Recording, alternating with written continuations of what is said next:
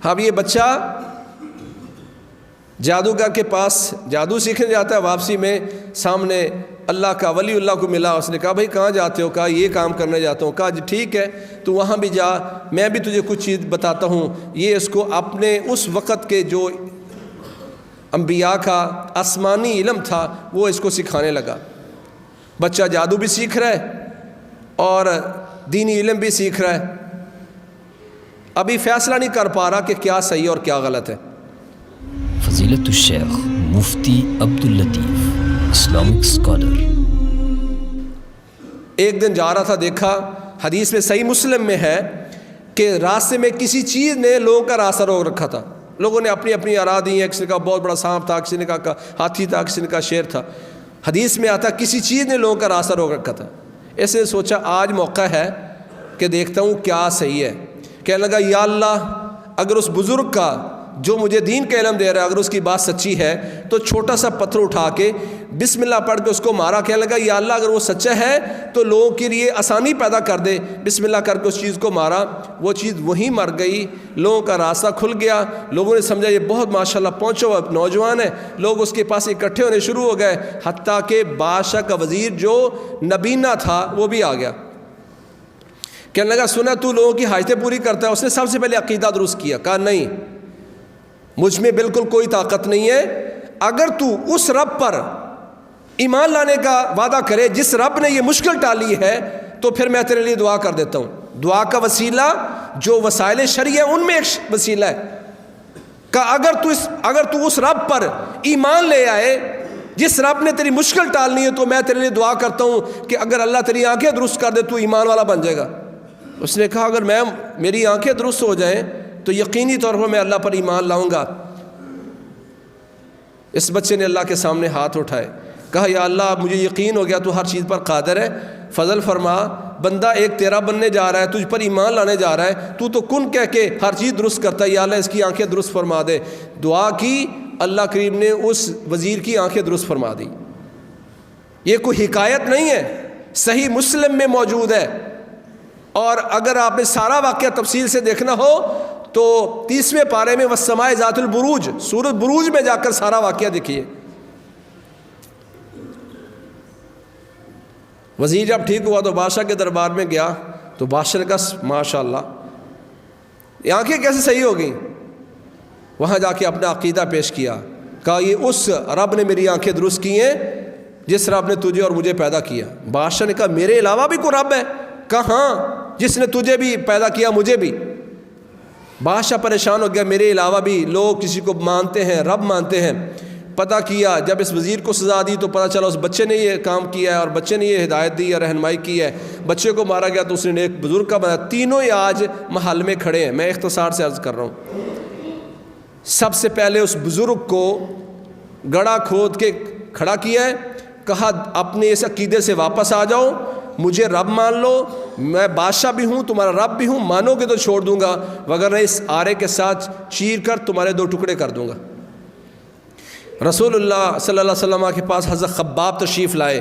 یہ وہ خباب ہیں جب مسلمان ہوئے تو یہ لوہے کا کام کرتے، لوہار تھے، صبح صبح بھٹی جلاتے، جب کوئلے بن جاتے تو ظالم مشرک آتے، وہ کوئلے باہر نکال کر ان کی دونوں ٹانگوں اور ہاتھ سے پکڑے ان کوئلوں پہ لٹا دیتے، حتیٰ کہ وہ کوئلے جسم میں گھس جاتے، جل جاتے۔ ایک دن آگے پیارے پیغمبر کو کہنے لگے یا رسول اللہ الا تدعو لنا الا تنصر لنا، یا رسول اللہ کیا آپ ہمارے لیے دعا نہیں کریں گے، اللہ سے نصرت نہیں مانگیں گے، مدد نہیں طلب کریں گے؟ دیکھیں یہ میرا کیا حال کر دیا کافروں نے۔ کہا ابھی سے تم گھبرا گئے ہو، اس دین کے لیے تو بڑی قربانیاں دینی پڑتی ہیں، ہم تو نہ وقت کی قربانی دیتے ہیں نہ اسلام کے لیے مال کی قربانی دیتے ہیں، انہوں نے ہر چیز قربان کی، پشت جلی ہوئی ہے، اور اللہ کے نبی فرماتے تم صبر نہیں کر پا رہے، تم سے پہلی امتوں میں بندے کو کھڑا کر کے آرے کے ساتھ 2 ٹکڑے کر دیا گیا، چیر دیا گیا، زندہ بندے کے جسم میں لوہے کی کنگیاں داخل کر کے ان کا گوشت ہڈیوں سے الگ کر دیا گیا، پر وہ اپنے دین سے 1 انچ پیچھے نہیں ہٹے۔ ہم تو دنیاوی مفاد کے لیے ہر چیز قربان کر دیتے ہیں، دین جائے تو جاتا ہے، ایمان جاتا تو جائے، اس لیے اللہ کے نبی فرماتے ہیں ایک وقت آئے گا یصبح الرجل مؤمنا ویمسی کافرا، بندہ صبح تک مومن ہوگا شام تک کافر بن چکا ہوگا، یبیع دینہ بعرض من الدنیا، وہ دنیا کی خاطر اپنا ایمان بیچ ڈالے گا۔ اور ایسا ہو رہا ہے. اس بوڑھے بابے کو گڑھے میں کھڑا کیا ہے, سر پر آرا رکھا ہوا ہے. تصور کریں لوگ کھڑے ہیں اور اس کے ساتھ وہ 2 بندے بھی کھڑے ہیں جن کو پتہ ہے اس کے بعد ہمارا حال کیا ہونے والا ہے. دندانے اس کے سر میں چبھ رہے ہیں, گھسنے شروع ہوئے ہیں. مانتے ہو مجھے رب؟ مانتے ہو؟ کہتا ہے نہیں, لا الہ الا اللہ, ایک ہی معبود ہے, اسی کو مانتا ہوں. حتیٰ کہ اس کو چیر کے 2 ٹکڑے کر دیے گئے. آخر وقت تک وہ اپنے ایمان سے پیچھے نہیں ہٹا. اس کے بعد وزیر کو کھڑا کیا گیا, اس کے 2 ٹکڑے ہو گئے. بچے کو چونکہ بادشاہ بچانا چاہتا تھا, محنت کی تھی, انویسٹمنٹ کی تھی اس پر, جادوگر بنا رہا تھا اس کو یہ بچانا چاہتا تھا. کہا اس کو پکڑو, پہاڑ کی چوٹی پہ لے جاؤ. فوجیوں کو ساتھ اکٹھا کیا, پہاڑ پر لے گئے, زنجیروں میں جکڑا ہوا ہے. کہا مجھے رب مان لے تو ٹھیک ہے, وگرنہ پھر اس کو وہیں سے نیچے گرا دینا. واللہ کیا توکل تھا ان لوگوں پر. نہ یہ نبی ہے نہ صحابی ہے, یہ اللہ کا ولی ہے, اور اس امت کے اولیاء ولی اللہ کے دوست ان سے افضل ہے. یہ امت خیر الامہ ہے. پہاڑ پر کھڑا ہے, کہنے لگا وہی رب ہے, اسی کو مانتا ہوں, تمہارے بادشاہ کو رب نہیں مانتا. پکڑ کے گرانے لگے تو کیا کہا, اللہم اقنیہم بما شئت, یا اللہ تجھ پر بھروسہ کرتا ہوں, یا اللہ تو جس طرح بھی چاہے تو ہر چیز پر قادر ہے, مجھے جیسے تو چاہے ان سے بچا لے. اللہ نے اس پہاڑی پر زلزلہ نازل کیا, سارے فوجی نیچے گر گئے, مر گئے, تباہ ہو گئے. اللہ کریم نے اس نوجوان کو پھر سے بچا لیا. ساری قوم سے, حکومت سے اکیلا بندہ ٹکرا رہا ہے, پیچھے کیا توکل. بادشاہ کے دربار میں پہنچ گیا, کہاں گئے میرے فوجی؟ کہا میرے رب نے ان کو برباد کر دیا. پھر ایک نیا دستہ تیار کیا, سمندر میں لے گئے ہیں. کہا مجھے رب مان لے تو واپس لے آنا, وگرنہ سمندر میں گرا دینا. گرانے لگے تو پھر کہا اللہم اقنیہم بما شئت, یا اللہ تو جیسے بھی چاہتا مجھے ان سے بچا لے. کشتی بھنور میں پھنسی, سارے فوجی غرق ہو کے مر گئے. اللہ نے نوجوان کو پھر دربار میں کھڑا کر دیا. کہا اگر مارنا چاہتے ہو تو طریقہ بتاتا ہوں. کل ساری اپنی قوم اکٹھی کر, وزیر مشیر اکٹھے کر,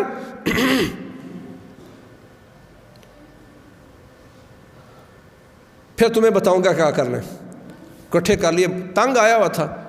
کافر مشرک عقل کا اندھا ہوتا ہے. کہا یہ پکڑو تیر اور کہو بسم رب ھذا الغلام, یہ کہہ کر میری طرف تیر چھوڑو. اس نے کہا بسم رب ھذا الغلام, کہ اس بچے کے رب کا نام لے کے تیر چھوڑتا ہوں. یہ کہہ کر اسے تیر چھوڑا. تیر بچے کے سینے میں لگا, خون ٹپ ٹپ گرا. ایک شہادت پیش کی. ایک مجلس میں روایتیں مختلف ہیں, 80,000 سے زیادہ لوگ ایک مجلس میں مسلمان ہو گئے.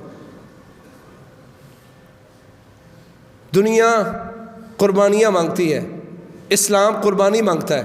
قربانی پیش کی, بادشاہ پریشان ہو گیا کہ اب کیا کیا جائے, اتنے لوگ مسلمان ہو گئے. اس نے خندقیں کھدوائیں, جو مسلمان ہوئے تھے ان کو گرانے لگا. ماں رونے لگی کہ دودھ پیتا بچہ چھوڑ کے جانے لگی ہوں. جو بنو اسرائیل میں بچے بولے ان میں یہ بچہ بھی تھا. کہتا ماں کس بات پہ ڈر رہی ہے, سامنے آگ نہیں, یہ گلزار اور جنت ہے, کود جا اس میں. ایک بندے نے اللہ پر توکل کر کے دنیا کا نقشہ بدل دیا. والسماء ذات البروج میں یہ سارا واقعہ تفصیل سے پڑھیں, جو صحیح مسلم حدیث شریف جو کتاب ہے اس کے حوالے سے درج ہے. آج امت میں اسی توکل کی کمی ہے, وگرنہ اللہ نے تو وعدہ کیا وَمَن يَتَوَكَّلْ عَلَى اللَّهِ فَهُوَ حَسْبُهُ, جو اللہ پر بھروسہ کر لیتا ہے اللہ اس کو کافی ہو جاتا ہے. اللہ ہمارا بھی وہی رب ہے, صرف توکل کی کمزوری ہے, وگرنہ دنیا کے معاملات میں, آخرت کے معاملات میں وہ اللہ کافی ہو جاتا ہے. اللہ کے نے فرمایا لو انکم تتوکلون علی اللہ حق توکلہ لرزقکم کما یرزق الطیر تغدو خماسا وتروح بطانا. رزق کے معاملے میں پریشان ہو, اللہ پر بھروسہ کرو, محنت کرو, اسباب پورے کرو. اللہ کے نے فرمایا اگر تم اللہ پر توکل کرو جس طرح توکل کرنے کا حق ہے, اللہ تمہیں اس طرح رزق دے جس طرح پرندوں کو دیتا ہے. نہ ان کی فیکٹریاں ہیں, نہ مربے ہیں, نہ ان کی کوئی جائیدادیں ہیں, ایک چھوٹا سا گھونسلہ ہوتا ہے. تغدو خماسا وتروح بطانا, فرمایا صبح نکلتے ہیں پوٹا خالی ہوتا ہے, شام کو آتے ہیں تو پیٹ بھر کے آتا ہے. ان کے ذہن میں کیا ہے, اللہ کے نبی جانوروں کے ساتھ, چپایوں کے ساتھ, دوسری چیزوں کے ساتھ مشابہت دینے کی وجہ کہتے ہیں پرندے کے ساتھ کیوں مشابہت دی ہے. اس لیے کہ پرندہ جب رات کو گھونسلے میں آتا ہے وہ یہ نہیں سوچتا کل کیا کروں گا, وہ سوچتا ہے جس رب نے آج رزق دیا ہے کل بھی وہی دے گا, میرا کام ہے اڑنا, میں اڑوں گا اور میرا رب مجھے رزق دے گا. اس طرح کا توکل آج امت میں ہونا چاہیے. رزق کی بھی کوئی کمی نہیں ہے, صحت میں بھی انشاءاللہ کوئی مسئلہ نہیں ہوگا, معیشت بھی بہتر ہوگی. توکل کی کمزوری ہے. توکل سے کیا کیا مزید فائدے حاصل ہوتے ہیں، اس پر انشاءاللہ ہم اگلے جمعے بات کریں گے۔ اللہ کریم ہمیں صحیح متوکل بننے کی توفیق دے۔ صحیح بخاری میں موجود ہے کہ تورات میں پیارے پیغمبر کے ناموں میں سے ایک نام تھا وَسَمَّيْتُكَ الْمُتَوَكِّلِ، اے میرے نبی میں نے تیرا نام متوکل رکھا ہے۔ اللہ کے نبی کے ناموں میں سے ایک نام متوکل بھی ہے۔ آج پیارے پیغمبر سمو بسمی، میرے نام پہ نام رکھو، میرے نام پہ نام رکھو۔ تو اللہ کے نبی کے ناموں میں سے ایک نام متوکل بھی ہے، جو صحیح بخاری میں کا تورات میں لکھا ہوا ہے اللہ کے نبی کے ناموں میں سے۔ تو یہ متوکل بھی آپ کا نام ہے کہ آپ حقیقی معنی میں اللہ پہ توکل کرنے والے ہیں۔ تو اللہ تعالیٰ ان کی امت کو بھی صحیح متوکل بننے کی توفیق دے۔ فاقول قولی ھذا استغفر اللہ ولکم سبحانک اللہم وبحمدک۔ خیر کی بات آگے شیئر کیجیے اور اپنے لیے صدقہ جاریہ بنائیے۔